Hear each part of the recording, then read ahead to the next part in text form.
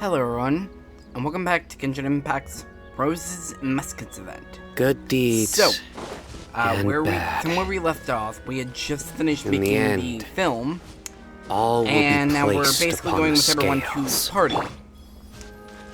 And it's suspected that somebody has been tried to sabotage us. Because right now, not right now, but Whoa, this place is hopping. something Everyone's just finally happened. getting to relax after wrapping up the film. Let's go chat with someone. Have you ever seen a fireworks show, Mr. Morris? It's pretty amazing. I'm afraid I haven't, but I'll take your word for it.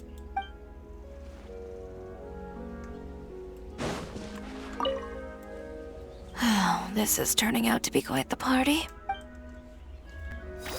Well, kind of expected more from her, but anyways, let's talk to the Kamisantos.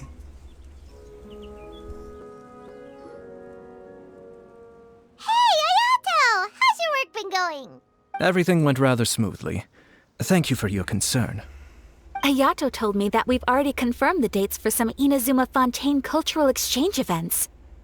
So the next time we visit, we'll be doing so in our capacities as the representatives of the Yashiro Commission. Oh, that's great! Then maybe Paimon will be able to find Fontaine detective novels in Inazuma from now on. Oh, wait. Wouldn't Yai Miko get upset if that happens? That would be stealing some of her business. I don't think she'll mind. You've got a point. She's always complaining that light novels have become bland and too predictable after all. The cultural exchange won't only feature literatures of both nations, of course. We have also made plans for cross-cultural engagements in the fields of gourmet cuisine, toy making, and artisan craftsmanship. Whoa! Paimon's getting super excited now! When the time comes, be sure to visit and participate in all the events.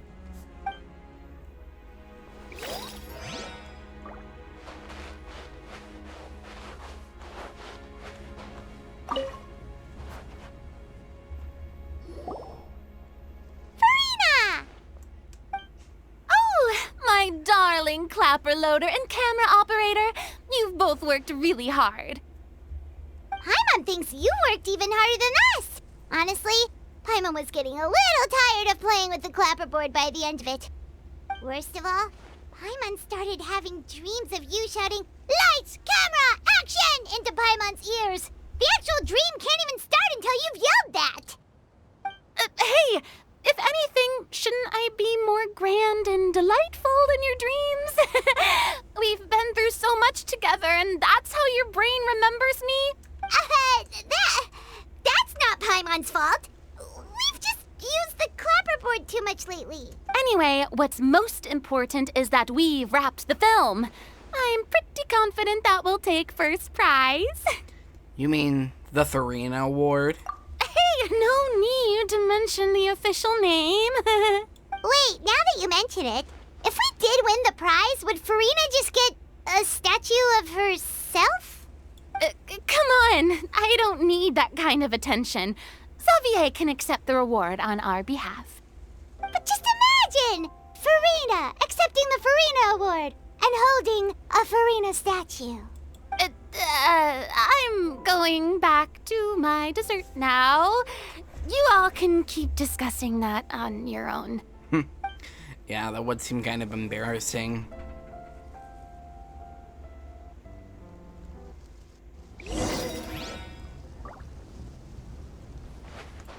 Oh, now we talk to Chidori.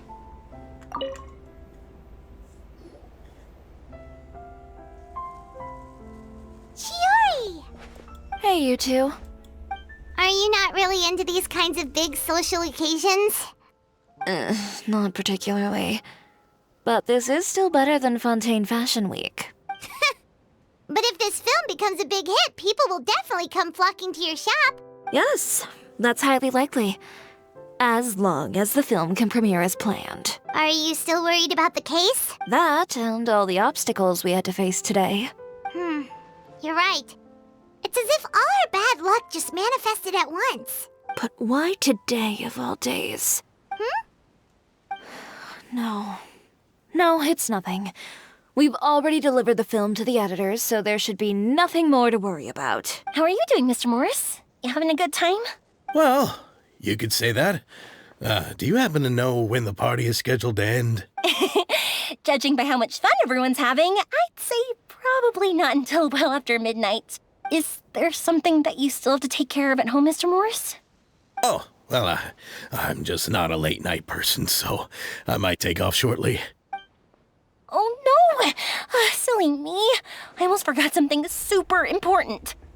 Oh, what is it? I prepared a whole batch of fireworks for the party, but I forgot to bring them over from the warehouse. Fireworks, you say? Well, that's truly a pity. Sorry things didn't go as planned. Could you help me carry them over, Mr. Morris? I won't be able to fetch all of them by myself. Me? Are you sure that you can't find anyone else? I just wanted to make this a surprise for everyone. The warehouse isn't far from here. We'll be there in no time. Pretty please, Mr. Morris. These are some of the best fireworks I've ever made. So I also want you to see them before you leave. They're stunning. I promise that they'll be a once-in-a-lifetime experience that you'll never forget. But... It's okay. Just come with me. If we're sneaky enough, nobody else will see us leaving. All right. I don't like where this is going. This kind of reminds me of the one part The in the warehouse is right trailer. over here. I moved the fireworks there in advance, so it shouldn't be too much work bringing them back. It's still a ways away from the party. Sorry about that, Mr. Morris. It's probably because I'm used to carrying fireworks all the time, so it doesn't feel like a lot of work to me.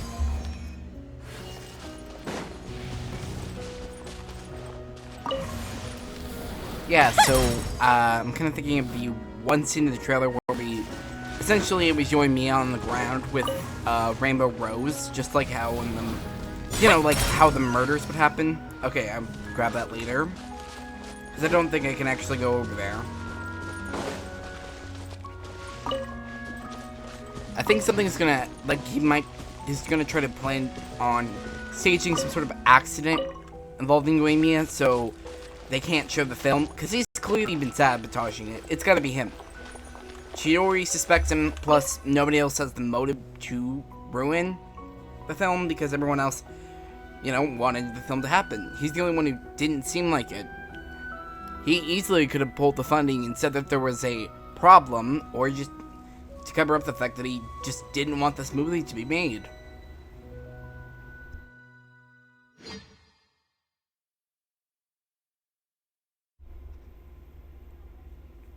Yeah, but I'm worried he's gonna try to do something to Yoimiya. But I mean, the game hasn't really done any permanent damage to a character, so I'm not too worried. But let's just see where this goes.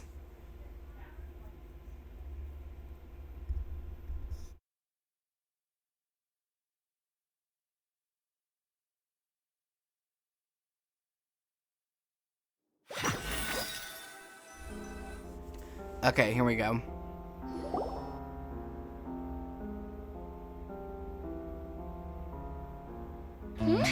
Oh, Dark in cutscene. here. Wait here, Mr. Morris. I think the light switch should be somewhere over here. Why did I have to get roped into this? What was that?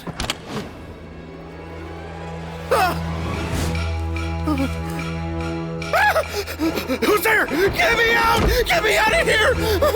Did you really think you'd get away, Morris? Oh wait, you see the one guy's father? That would make a lot of sense.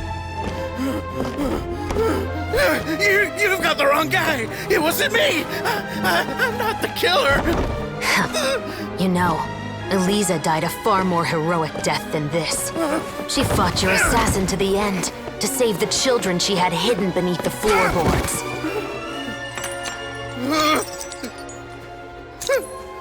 That is Eliza's pendant. The one with a photo of you two inside. The one you gave her. Ring any bells? It's a fake! It has to be! There's no way! No way your assassin didn't destroy it, you mean?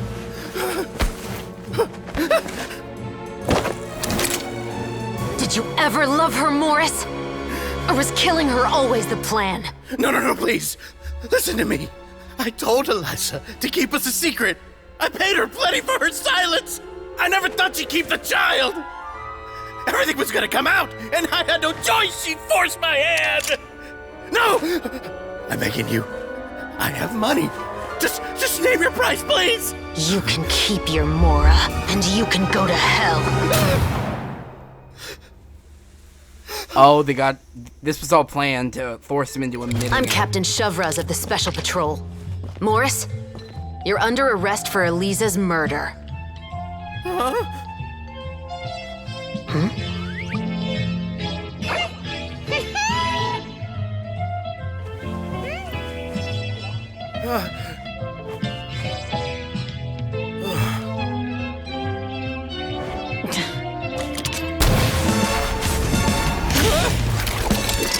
You're under arrest too, prop manager Veronique.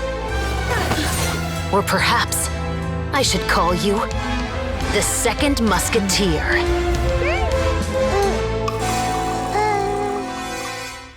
Oh, this just got real good. What's going on? This wasn't in the script. Drop the gun, Veronique. Why? Why would you keep me from exacting revenge on this heartless monster? Drop your weapon. This is my final warning. What is going on? Do I have to spell it out for you, Morris? Everything that took place just now was staged to get you to confess the truth. But this last part is all improv, of course. Chevrolet, you told us you wanted us to help you stage a play. You never said anything about the Second Musketeer. It's because even I had no way to confirm my theory until now. Thank you for your performance, Yoimiya.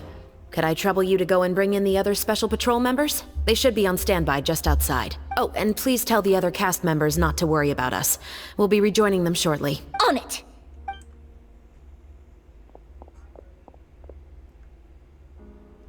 So what do you think, Morris?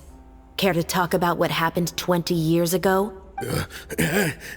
My patience is limited, you know. Don't force me to take you back to the interrogation room. I'd wager that you wouldn't last for more than a minute in there. With the recording we made, you have no chance of winning in court. Cooperating with us now is the most practical move. All right. I'll talk. I hired an assassin to murder Eliza. She once worked as a maid on my family's estate. She was very beautiful, and after some time I fell for her. We kept our relationship a secret and carried out an affair for some time, but it wasn't long before she became pregnant. And if my parents ever found out, they would have stripped me of my inheritance and status, driven me out of my home. I also didn't expect Eliza to insist on bringing the pregnancy to term. She even asked me to leave my family and travel far, far away with her. She believed that you were truly in love with her. I didn't have a choice. I gave her a large sum of mora, told her to leave the family and to get rid of the baby. But then years later, she sent me a letter. There were photos of 2 children, and she even asked if I could find some time to visit them. Huh? 2 children? Paimon thought Baptiste was the only... That's you the girl. Even if she had the children against your will, you could have just ignored the letter entirely. Why kill her? I had just gotten engaged to be married to an heiress from another wealthy family.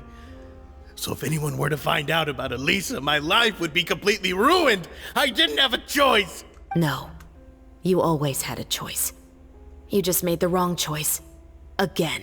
Do you know how it feels to watch your mother be killed right in front of you? My brother and I were hardly even school age yet. We were hidden beneath the floorboards, grasping each other's hands like a lifeline. We were so terrified that we didn't even know we could ever take a breath. All we could do was to watch Mother try to fight back, and then collapse to the floor. Even after the assassin left, we were still too terrified to leave our hiding spot. We thought that he might come back. It was only until the next evening when we finally climbed out and gathered around our mother. But she had already become cold and stiff to the touch. You made up your mind right then and there to bring this case to light. Not only that, we resolved to get our revenge. And that's why you became the Musketeers. No, that's why I became a musketeer!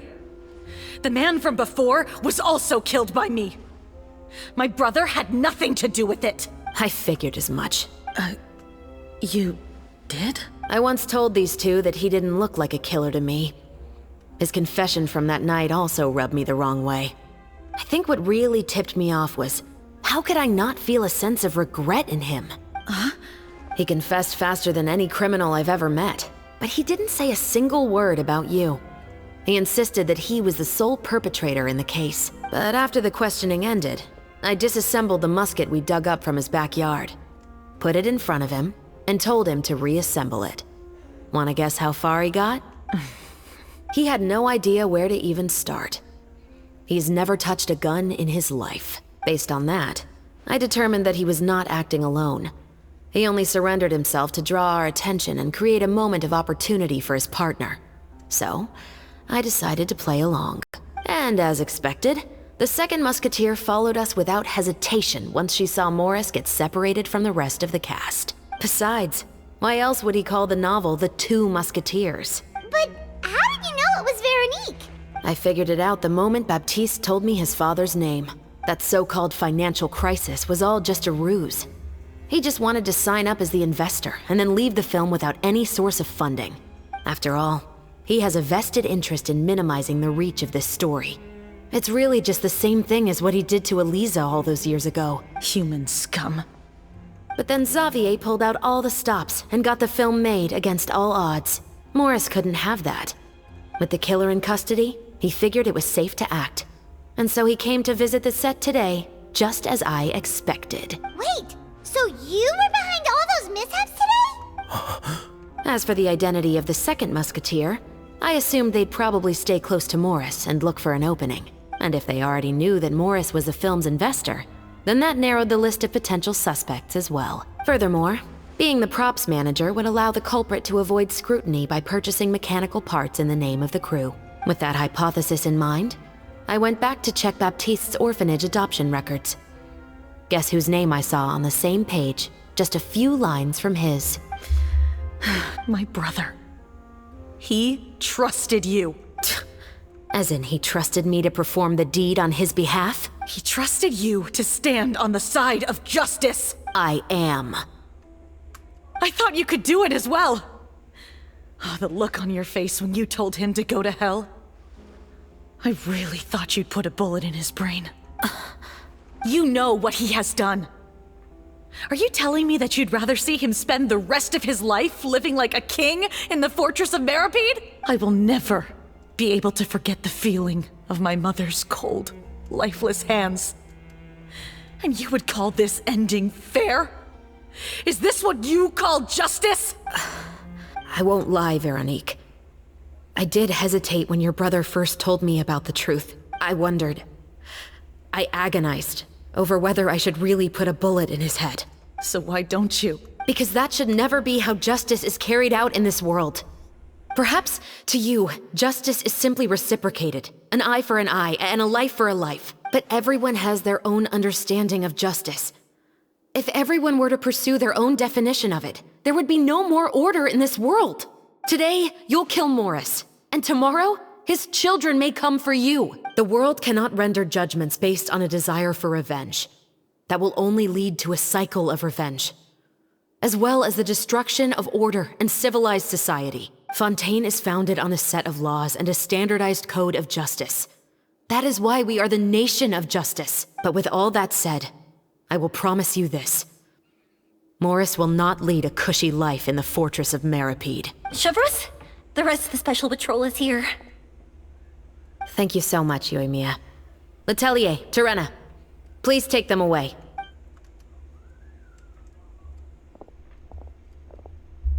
I still can't agree with your reasoning. I know. Justice has not been delivered. At least, not today. Chevreuse. Let's go. We should give an explanation to the crew. Are you okay? Thank you for your concern. I'm fine. I'm just thinking about the things in life that have driven people to take justice into their own hands. I'm really interested when Sherez becomes playable, because it feels like, like something in her story seemed like in her own backstory, maybe something like that. Something similar with someone taking justice into their own hand. Because Sherez doesn't, like as we've seen, isn't necessarily completely, like who you would expect to completely follow the rules. She does kind of like find loopholes and bends the rules to get what she needs, but she also,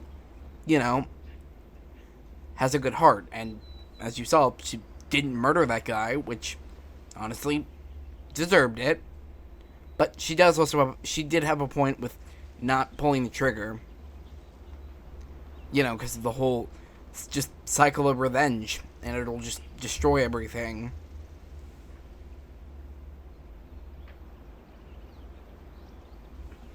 But God, Jesus, this is probably the darkest event so far. At least the darkest event I've played.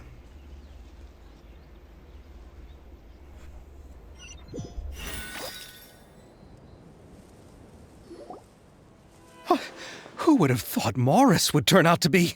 I'm at a loss of words. How could he have done something like this? I'm just glad that you're all safe and sound. Who knew that such a labyrinth of cases would be behind this story? Well, what should we do now? We have a finished film, of course, but should we still go ahead with the premiere? What do you mean? Shouldn't you be even more motivated to spread the word now that you've learned the truth? Chiori is right. I'd also like more people to see this story for themselves. But the real ending of the story seems to have deviated somewhat from the one in the script. Is that still acceptable to you, Miss Chevreuse? The call is yours. We still have time to reshoot an ending if that's what you'd like. No, it's fine as is. I like what we have for the catharsis. Romanticism is what gives works of art their appeal. Fiction is able to explore means of restitution that could never work in real life. Just like the real world, the world of stories also has its own set of rules and justice. These different possibilities are what initially drew me to reading in the first place. Sounds good to me. I support your decision. What about Veronique? Will she be okay? She will soon face her judgment alongside her brother and Morris. If I had to guess, they'll probably all be sent to the fortress of Meripede. I'll make sure to give Risley a heads up about it. Oh, you mean that kind of heads up? Exactly. Ahem. All right, then the matter's settled. Now that everything's been taken care of, there's no reason for us to keep looking all gloomy and grumpy. Let's get back to the feast and enjoy each other's company. We'll be starting the post-production process tomorrow. You should join us, Chevreuse. You missed the first few hours of the party, didn't you? All right. Count me in. Then I'll wait for you over there. There's still some good news that I'd like to share with Chevreuse. Traveler, Paimon, could you wait for me by the sea after the party ends? I'd like to go on a brief walk with the two of you. Absolutely. Thank you very much.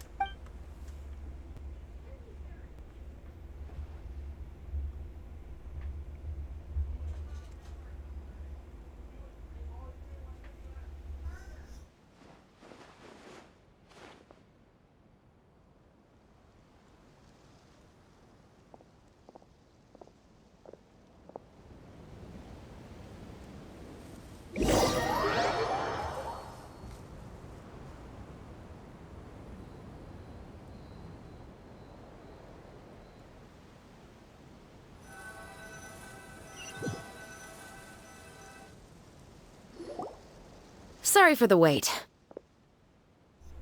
Oh, we weren't waiting long at all. Is there something else you wanted to tell us? No, I don't have anything new to share. I just felt that since you were my investigation partners, I should have another conversation with the two of you. Traveler, how would you have responded to Baptiste's request if you were in my shoes? I would have done the same as you. Is that so? Well, thanks for sharing.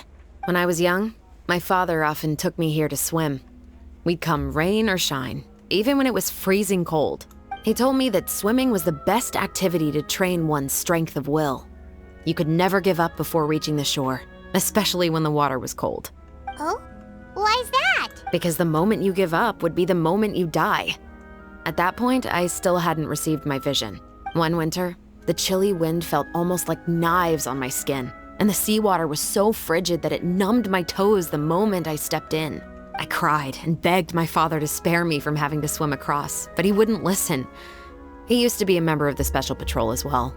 You could say it was his way of educating his children. That sounds awful. When he saw that I wouldn't stop crying, he just picked me up and tossed me into the icy water. The bone-chilling cold took away my senses. I couldn't feel anything but fear and rage. I waited for my father to save me, but one look and I knew he'd already started swimming for the opposite shore. I realized that if I were to give up, I really would die right then and there. I used all of my strength to try and catch up to my father. Those few minutes felt longer than my whole life up until that point. I've never felt afraid about anything in my life after that, nor have I ever cried again. That way of teaching would have never worked on Paimon. Yeah, I don't think that was the right method for anyone. It's just that, working now as I am in the pursuit of justice, I still sometimes feel like I've been tossed into that winter sea all over again. The anger and the helplessness. Chevreuse. But the worse I feel, the more I know to never give up. The alternative would be to forever lose myself among the waves. Anyway, how about a race? Neither of us will drown, but we can still see who swims faster. I'm game. You guys go ahead! Paimon will grab the clapperboard to mark the start of the race.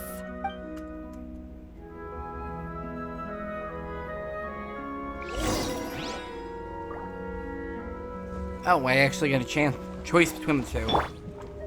I just want to practice with Chevreuse a little bit. Oh, there's your vision. It's right behind her hair. Stop right there! How much range does that have?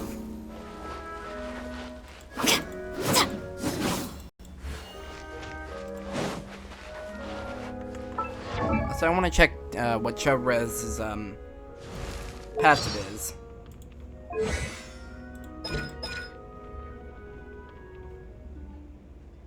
Okay, so it's when we sprint. Okay.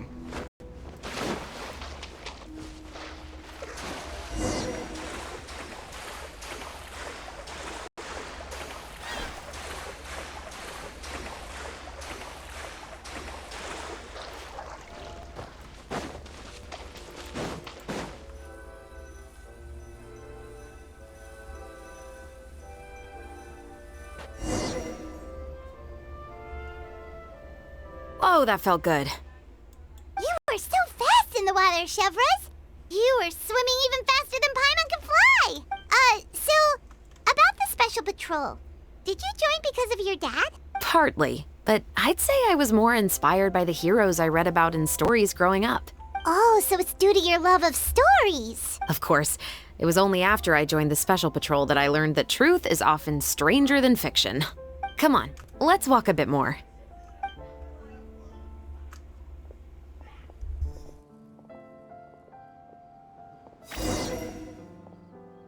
To be honest, I do sometimes question whether the decisions I make are the right ones.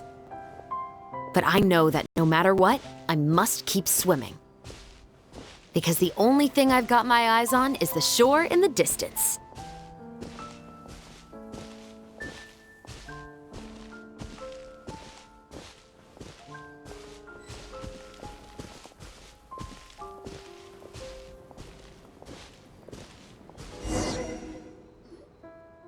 Thank you for coming on this walk with me.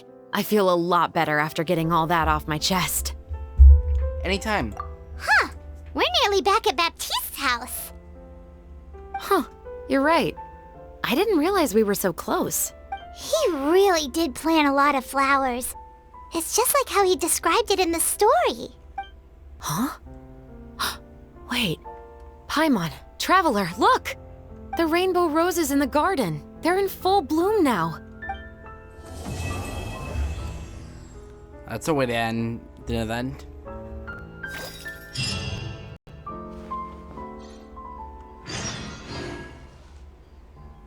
Oh, it's not done yet. It's almost. Guess that'll be my final video, because I am so tired now. But anyways, I'd like to thank you all for watching this video. I hope you've all enjoyed it. I hope you like and subscribe and have a great day. I'll see you guys in the next one. Bye!